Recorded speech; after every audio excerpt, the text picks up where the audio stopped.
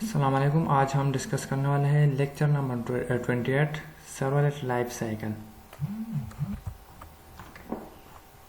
Servlet life cycle में क्या होता है कि एक सर्वर स्टार्ट से डिस्ट्रॉय होने तक कौन से स्टेजेस पर होता है, ये सर्वलेट का लाइफ साइकिल होता है। ठीक है, जिसमें है इनिशियलाइज, दूसरा है सर्विस मेथड और तीसरा है डिस्ट्रॉय मेथड।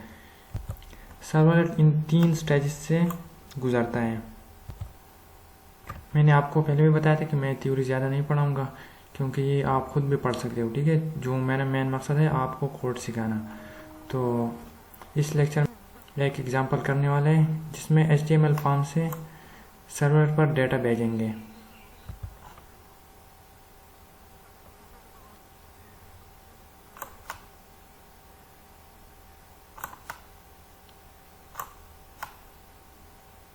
यहाँ पर एक एग्जांपल दिया हुआ है। ठीक है, ये एक HTML फॉर्म है जिससे हमने डेटा भेजना है सर्वलेट को।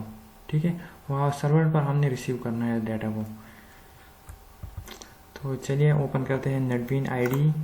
ठीक है, यहाँ पर मैं क्रिएट करूँगा न्यू। यहाँ पर मैं सेलेक्ट करूँगा जावा वेब और यहाँ पर मैं सेलेक्ट करूँगा वेब एप्लीकेशन। यहाँ पर मैं अपने प्रोजेक्ट का नेम दूंगा, मैं दूंगा लेक्चर 28।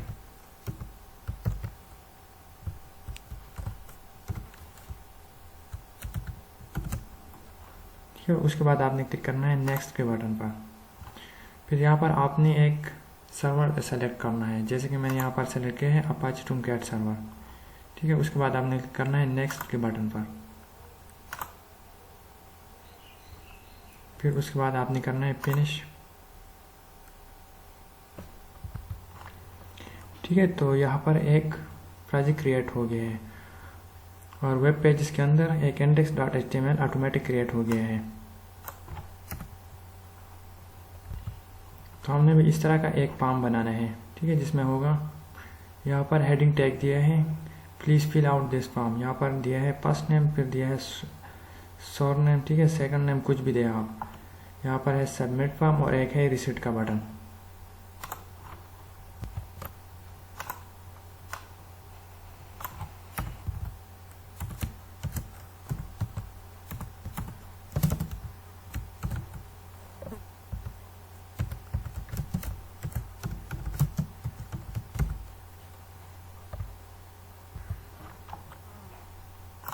यहाँ से आपने इस प्रोजेक्ट को रन करना है। ठीक है, इस प्रोजेक्ट पर आपने क्लिक करना है, फिर आपने क्लिक करना है रन के बटन पर।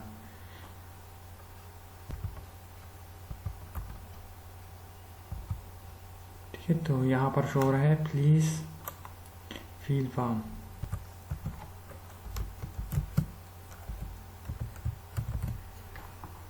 यहाँ से आप ब्राउज़र भी चेंज कर सकते हो। ठीक है, उसके बाद यहाँ पर हमने लेना है फॉर्म टैग।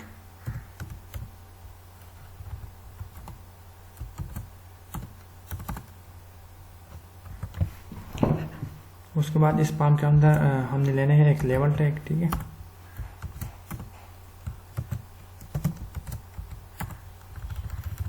यहाँ पर हमने लिखना है फर्स्ट नेम,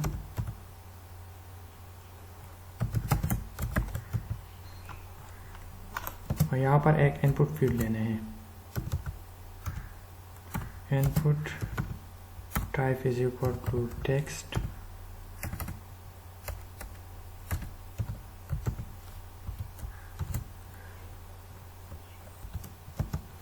और इधर आपने नेम भी देने हैं। ठीक है, नेम, तो नेम भी मैं दूंगा एफ नेम।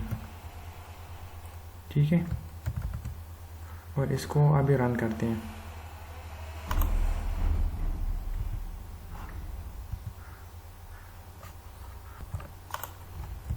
उसके बाद एक दूसरा टेक्स्ट फील्ड हमने लेना है। ठीक है, तो यहाँ पर मैं दूंगा 11। लास्ट नेम आप कुछ भी दे दें, बस आपको कंसेप्ट क्लियर होना चाहिए। ठीक है, यहाँ पर मैं दूंगा एल नेम।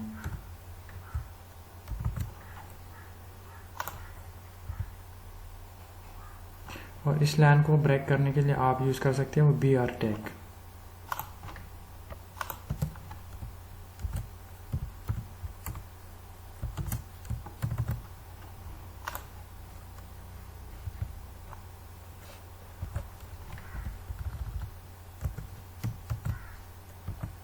ठीक है। उसके बाद दो बटन है, एक है सबमिट वाला बटन और एक है रीसेट वाला बटन।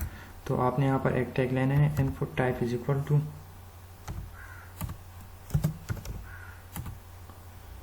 सबमिट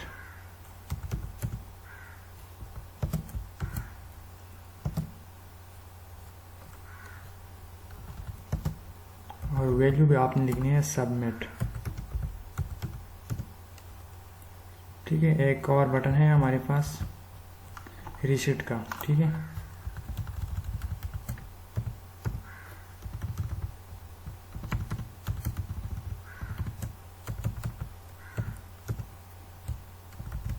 इस रीसेट बटन का काम होगा कि इस फॉर्म में हमने जितना भी डाटा फिल किया होगा, अगर इसको हम एम्प्टी करना चाहते हैं तो हम इस रीसेट वाले बटन पर क्लिक करेंगे तो हमारा फॉर्म खाली हो जाएगा। ठीक है। और एक है सबमिट बटन।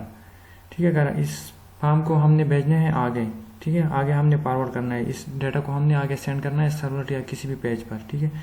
तो हमने यूज़ करना है सबमिट का। ठीक है।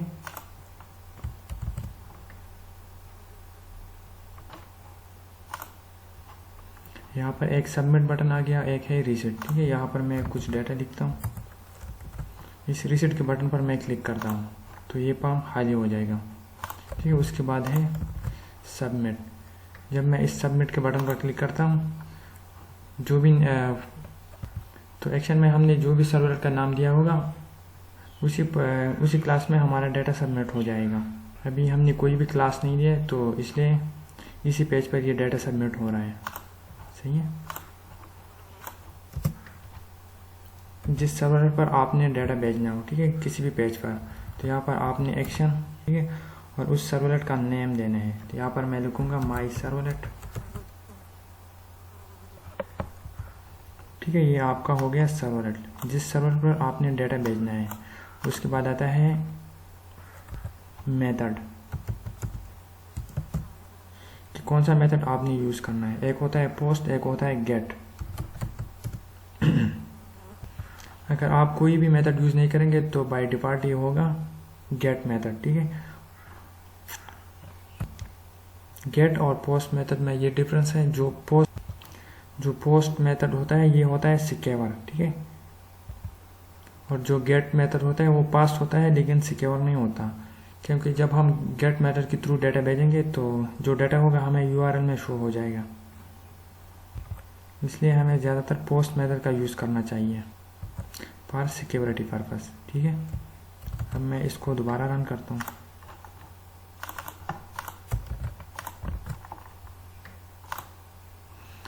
ठीक है। अब ये रिक्वेस्ट हमें सर्वर से आ रहा है, स्टेटस 404 नॉट फाउंड, मतलब ये पेज सर्वर को नहीं मिल रहा। इसका मतलब है कि सर्वर में इस तरह का कोई भी पेज नहीं है। ठीक है। क्योंकि ये पेज अभी तक हमने बनाया नहीं है। ठीक है। तो कंट्रोल सी, जैसे कि मैंने आपको पहले भी बताया था कि जब भी हम जावा का कोड लिखेंगे तो हम लिखेंगे यहाँ पर सोर्स पैकेज के अंदर। ठीक है। तो सबसे पहले यहाँ पर मैं एक पैकेज क्रिएट करूँगा।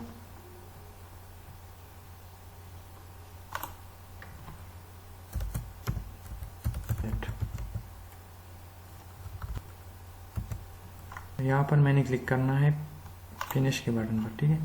अब इसके अंदर हमने एक सर्वलेट बनानी है, तो मैं क्लिक करूँगा न्यू, फिर उसके बाद क्लिक करूँगा सर्वलेट। ठीक है। यहाँ पर मैं सर्वलेट का नेम दूंगा माई सर्वलेट। ठीक है। उसके बाद मैंने क्लिक करना है नेक्स्ट के बटन पर।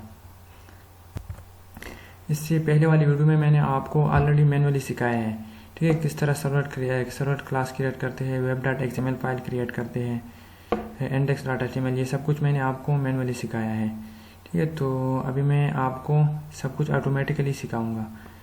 ठीक है। किस तरह हमारा web.xml ऑटोमेटिकली क्रिएट हो जाएगा। ठीक है। तो अगर आपने ऑटोमेटिकली क्रिएट करना है web.xml फाइल को, तो आपने यहाँ पर क्लिक करना है add information to deployment descriptor. ठीक है। ऑलरेडी मैंने आपको सिखाया है किस तरह सर्वलेट और ये सब कुछ क्रिएट किया जाता है। तो अभी मैं आपको ऑटोमेटिकली क्रिएट किया करूँगा सब कुछ। अगर अभी तक आपने वो लेक्चर नहीं देखा तो आपको लाजिमी देखना चाहिए। ठीक है, तो यहाँ पर हमने देना है सर्वलेट नेम, जो भी हमारे सर्वलेट का नेम होगा। ठीक है, उसके बाद ये है हमारे पास माई सर्वलेट URL पैटर्न, मतलब इस URL से हम इस सर्वलेट को एक्सेस करेंगे।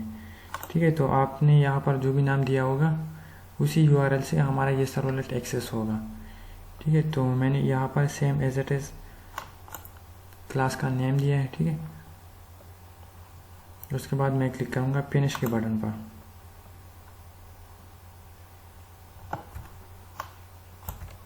जैसे कि मैंने आपको पिछली वीडियो में बताया था कि सर्वलेट की 3 मेथड होते हैं। ठीक है, एक होता है प्रोसेस रिक्वेस्ट। ठीक है, सर्वलेट्स में 3 मेथड होते हैं डेटा हैंडल करने के लिए। एक होता है प्रोसेस रिक्वेस्ट, एक है डू गेट और एक है डू पोस्ट। ठीक है, तो जो प्रोसेस रिक्वेस्ट होगा इसमें हम डू गेट डू पोस्ट दोनों मेथड का डेटा यहाँ पर रिसीव कर सकते हैं।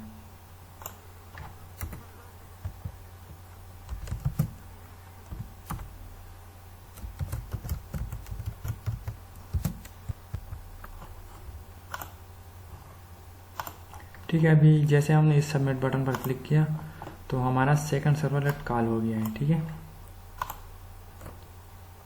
क्योंकि यहाँ पर हमने फॉर्म टैग के अंदर एक्शन में दिया था माई सर्वलेट। ठीक है, आई होप यहाँ तक आपको समझ आ गया होगा। अगर किसी को कुछ भी समझ नहीं है वो पूछ सकते हैं। अभी हमने हमारा जो फॉर्म है ये HTML फॉर्म, यहाँ से हमने डेटा को सर्वलेट में रिसीव करना है। ठीक है, यहाँ पर हमने 2 इनपुट फील्ड बनाए हैं, एक है फर्स्ट नेम, दूसरा है लास्ट नेम। अगर हमने HTML फॉर्म से अगर इस डेटा को एक्सेस करना है तो यहाँ पर हमने दिया है नेम। ठीक है, इस नेम को हमें टारगेट करना होगा अभी। ठीक है, यहाँ पर मैंने दिया है नेम। ठीक है, फर्स्ट टेक्स्ट फील्ड को मैंने दिया है नेम F नेम और दूसरे टेक्स्ट फील्ड को मैंने दिया है L नेम। ठीक है, तो इसी को हम टारगेट करेंगे अभी। यहाँ से मैं कॉपी करता हूँ, Ctrl+C। और अगर सर्वलेट में हमने फॉर्म से डेटा एक्सेस करना है तो उसके लिए हम यूज़ करते हैं request.get पैरामीटर।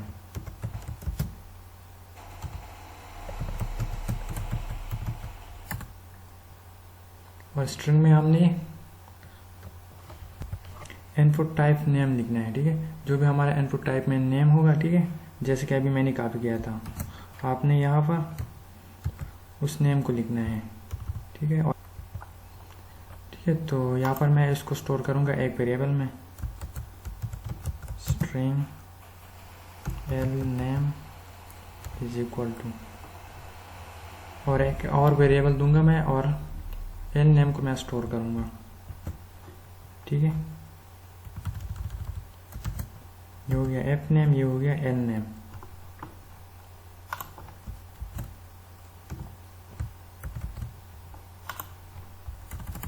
अब इस वेरिएबल को मैंने ब्राउज़र में प्रिंट करना है तो इसके लिए हम यूज़ कर सकते हैं out.println।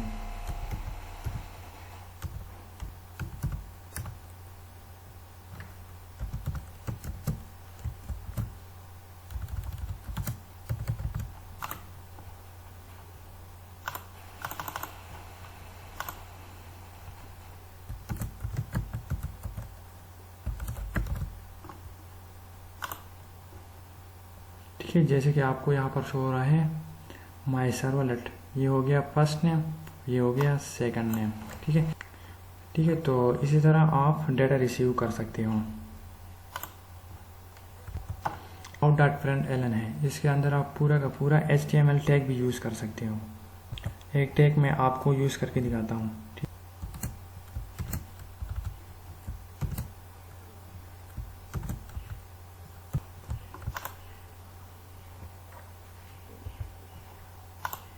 ठीक है, मैंने वहाँ पर out.println में यूज़ किया BR टैग, तो यहाँ पर लाइन ब्रेक हो गए हैं। यहाँ पर आप अगर इस पोस्ट को गेट करेंगे तो ये भी मैं आपको दिखाता हूँ, Ctrl+S।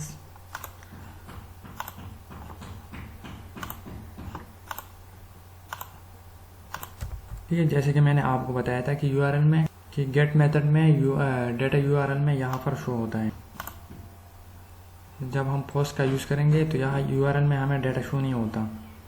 जैसे कि मैं यहाँ पर आपको दोबारा करके दिखाता हूँ।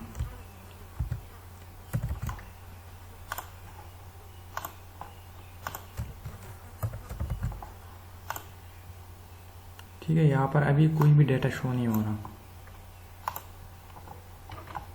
ये डिफरेंस होता है जो आपको समझना चाहिए। यहाँ पर एक और इनपुट लेते हैं एज का, ठीक है, जिसमें हम इंटीजर यूज़ करेंगे। ये तो मैंने आपको सिखाया स्ट्रिंग। यहाँ पर मैं लिखूँगा एज,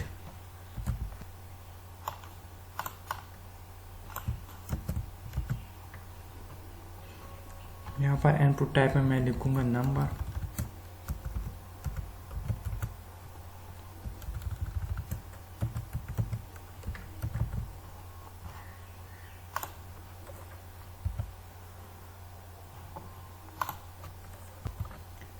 फॉर्म से जितना भी डेटा यहाँ पर रिसीव होता है वो होता है स्ट्रिंग के फॉर्म में। ठीक है, तो फिर उसको हमें इंटीजर में कन्वर्ट करना पड़ता है। तो यहाँ पर मैं लूँगा एक इंटीजर,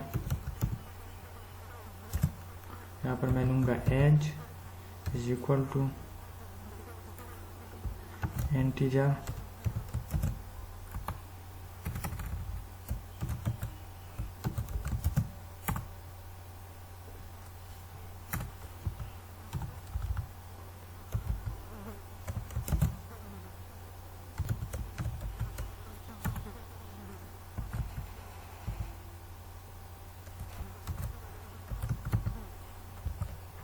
यहाँ पर मैंने एक इंटीजर ले लिया है एज, और इसको फिर ये जो हमें ये रिक्वेस्ट आ रहा है एज का, ठीक है, request dot get parameter age, ये स्ट्रिंग के फॉर्म में आ रहा है।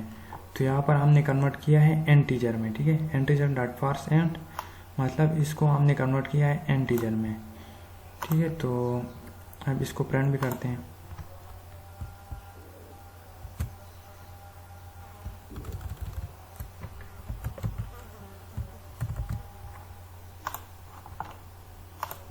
First name,